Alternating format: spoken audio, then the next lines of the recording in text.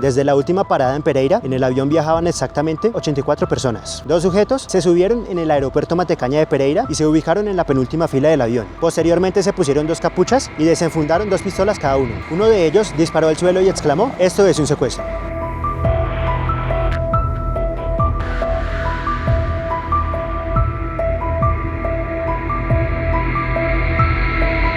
Hola amigos, ¿cómo están? Sean bienvenidos a un nuevo video. Bueno amigos, como pueden apreciar, el día de hoy estoy a las afueras del aeropuerto El Dorado de la ciudad de Bogotá. Este es el aeropuerto más importante de la ciudad, también es el más importante del país y probablemente es uno de los más populares de Latinoamérica. La historia que les quiero contar el día de hoy comienza acá. Este es el primer videoblog que subo en el año. Después de varios meses vuelvo con esta dinámica. Pues como podrán recordar algunos, la última vez que subí un blog fue contando la historia de los BJs de Unicentro, video que les recomiendo bastante y que les dejaré por aquí arriba. Me encuentro por el aeropuerto debido a que en este lugar comienza esta gran historia, una historia que parece sacada del guión de una película, digna de libretistas como Oliver Stone. Mas sin embargo, esta historia que les voy a contar ocurrió en la realidad y por esa razón se estrenará una serie en Netflix el próximo 10 de abril. Para darles un contexto, esta historia comienza con exactitud el día 30 de mayo de 1973, cuando dos encapuchados armados asaltan un avión y le exigen al Estado colombiano una suma de dinero y la liberación de 50 presos políticos. En esa época, volar en avión se relacionaba con el estatus y la riqueza, pues los vuelos eran muy caros y muy pocas personas tenían la capacidad de pagarlos. El avión secuestrado era una HK 1274 perteneciente a la Sociedad Aeronáutica de Medellín, la SAM, una aerolínea que desapareció en el año 2010 para fusionarse con Avianca. Algunas personas reconocerán a esta aerolínea, o por lo menos a su logotipo, por la camiseta que tenía el Atlético Nacional en 1989, año en el cual ganaron su primera Copa Libertadores. Volviendo al tema, el avión despegó el día 30 de mayo de 1973 en el aeropuerto El Dorado y posteriormente hizo dos paradas en los aeropuertos de Cali y Pereira. Desde la última parada en Pereira, en el avión viajaban exactamente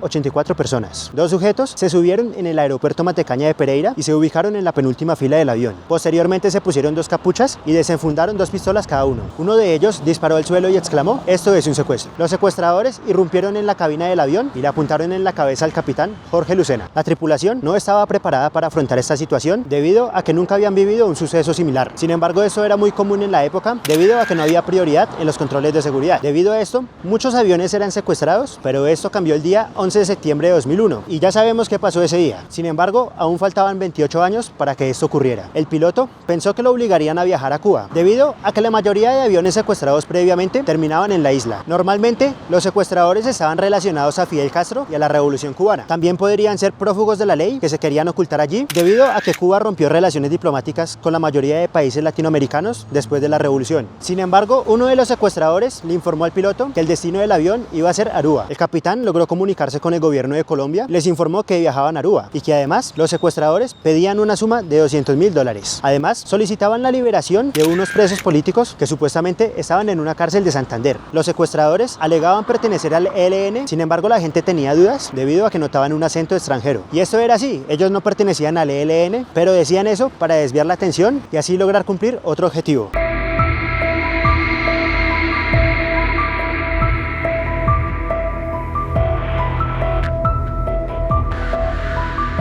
Antes de viajar a Aruba, hicieron una parada en Medellín para cargar el avión con combustible. En Medellín liberarían a algunos presos, pero posteriormente continuarían con su camino. Finalmente, el avión llegaría a Aruba en horas de la tarde y la tripulación pensó que era el final del secuestro, pero no fue así. El gobierno colombiano, presidido por Misael Pastrana Borrero, alegó que no negociaría con secuestradores y que en Colombia no habían presos políticos, así que el problema lo debía solucionar la SAM. Los secuestradores amenazaron con explotar el avión si el Estado colombiano no cumplía con sus peticiones. La aerolínea les ofreció $20.000, pero estos obligaron al capitán a despegar sin rumbo. Ya en el aire, los secuestradores le pidieron al piloto dirigirse a Lima, Perú. La tripulación empezó a preocuparse por la falta de aceite en las turbinas y debido a eso tuvieron que regresar a Aruba. Entre los pasajeros había un equipo de ciclismo que iba a competir en el clásico RCN. El capitán del equipo, Luis Alfonso Riategui, encargó a los secuestradores y les pidió que fueran liberados para no perderse esta oportunidad. Los secuestradores accedieron y liberaron al equipo junto a otro pequeño grupo de pasajeros. Obligaron al capitán a despegar de nuevo, pero esta vez rumbo a Centroamérica.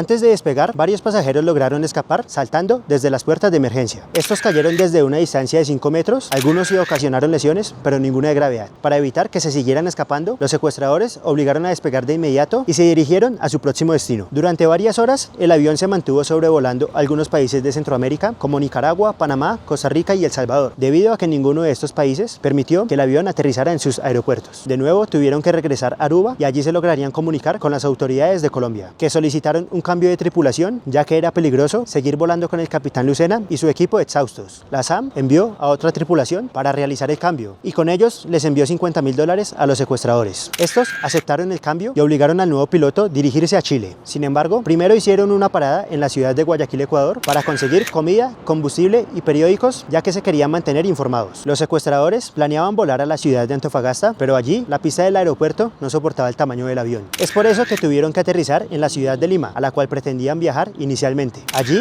liberaron a 14 de los 23 secuestrados que aún quedaban y posteriormente se dirigieron a la ciudad de Mendoza, Argentina. En este punto no sabían cuál era la intención de los terroristas. Finalmente, el avión aterrizó en la ciudad y allí liberaron a los demás pasajeros que quedaban. Tras 55 horas de secuestro, solo quedaban los plagiadores y la tripulación que tuvo que volver a despegar. El capitán alcanzó a informar a la torre de control que se dirigían a la ciudad de Buenos Aires, pero allí el avión nunca llegó. En la noche aterrizaron en la ciudad de Resistencia, la cual limita con Paraguay. Allí le pidieron a la torre de control un cambio de aceite, pero volvieron a despegar antes de que el cambio llegara. En este punto no habían rehenes y ya no se hablaba de dinero. Todos los expectantes ante la situación estaban confundidos, ya que se desconocía la intención de los secuestradores. Al poco tiempo de despegar, informaron que se dirigían a Asunción, la capital de Paraguay. El capitán pidió que se apagaran las luces de la pista y aterrizaron. Sin embargo, no durarían 10 minutos en el aeropuerto y volvieron a despegar. El vuelo duró aproximadamente 2 horas y lograron aterrizar en el aeropuerto de Ezeiza, en Argentina. El avión aterrizó compuesto únicamente por los miembros de la tripulación. Estos fueron capturados y se convirtieron en sospechosos. Las autoridades se sorprendieron al encontrar el avión sin rehenes y procedieron a interrogar al piloto y a su equipo. Durante el interrogatorio, el piloto dijo que los secuestradores se iban a bajar del avión y que cada uno amenazó con llevarse a una azafata como rehén. Sin embargo, esto no ocurrió debido a que ambos hicieron un acuerdo con el piloto en el que se bajarían del avión y el piloto no le diría nada a la torre de control. El piloto le informó a las autoridades que uno de los secuestradores se bajó en Resistencia y el otro en Asunción, que por eso había realizado esos aterrizajes tan extraños. La identidad de los plagiadores fue un secuestro durante 5 días hasta que lograron ser identificados. Se llamaban Óscar Eusebio Borja y Francisco Solano López, como el prócer de Independencia paraguayo. Ambos eran futbolistas y no tenían relación alguna con el ELN o algún otro grupo guerrillero. Los futbolistas pertenecían a una comunidad de futbolistas paraguayos que querían jugar en el Deportivo Pereira. A esta comunidad se le conocía como Pereira Paraguaya y fue uno de sus integrantes quien delató a los futbolistas con las autoridades colombianas. Esto mediante una llamada anónima. En Asunción, la policía capturó a Francisco Solano López. Este fue exhibido como un trofeo por el gobierno de Alfredo Stroessner y en una entrevista afirmó que lo que habían hecho lo hicieron por culpa del hambre y la miseria que estaban viviendo. Solano fue extraditado a Colombia y aquí cumpliría 5 años de prisión. Sin embargo, no se conoce la fecha en la cual cumplió su condena debido a que no había ningún registro penitenciario que la siguiera. Las malas lenguas nos cuentan que falleció en Buenos Aires, Argentina, algunos años después. Óscar Eusebio Borja fue buscado por mar y tierra, pero nunca lograron hallar con su paradero. Días después suspendieron la búsqueda y hasta la fecha no se sabe qué ocurrió con él.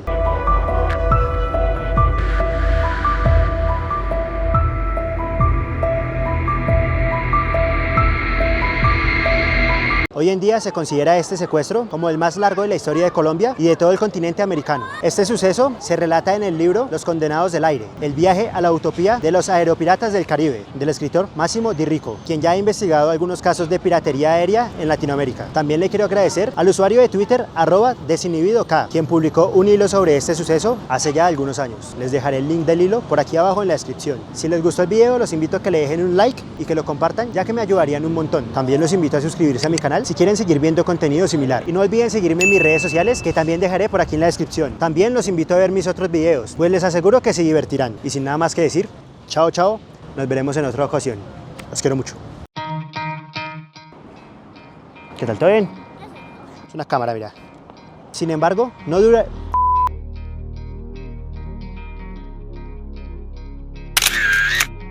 Sin embargo, no... Sé que no tiene que ver nada con el video, pero miren este pin que me compré en AliExpress. El agente Mulder del FBI. Sin embargo, no... Durarían.